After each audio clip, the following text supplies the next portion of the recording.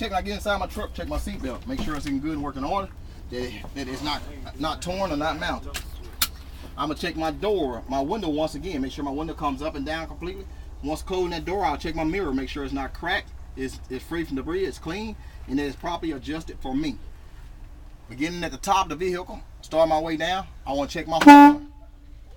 My highway as well as my city horn, and make sure that they're both working. I will check my windshield to make sure my windshield is free from obstruction. Check my windshield wiper blades. Make sure my windshield blades are intact, they have proper tension on, that the blades are not dry rotted.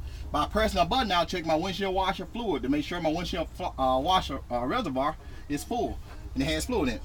From there down, I'm going to start checking my gauges. I'm going to check my water gauge to make sure it's properly working, as well as my oil pressure gauge to make sure it's properly working when the switch is turned on.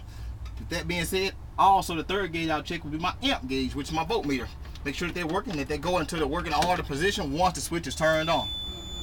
Now, from there, I want to check my lights.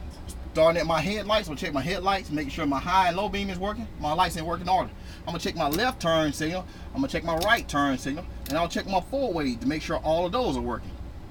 And I'll check also my high and my low beam indicator to make sure it's working also. Checking my steering wheel for no more than 10 degrees plate or 2 inches on a 20-inch wheel. I'll check my clutch and my brake pedal. Clutch pedal, which I'm taking for 2 inches slack.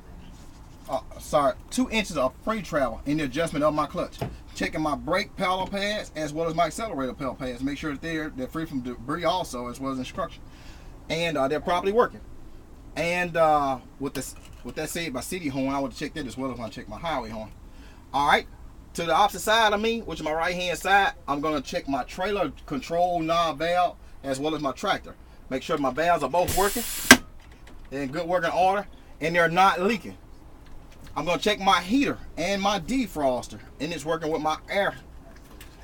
I'm going to check my gear shift to make sure that the proper spring tension is in place, that my high and low selector of that portion is working.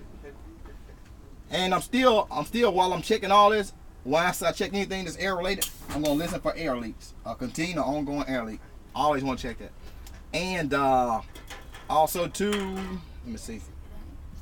I'm thinking I missed something.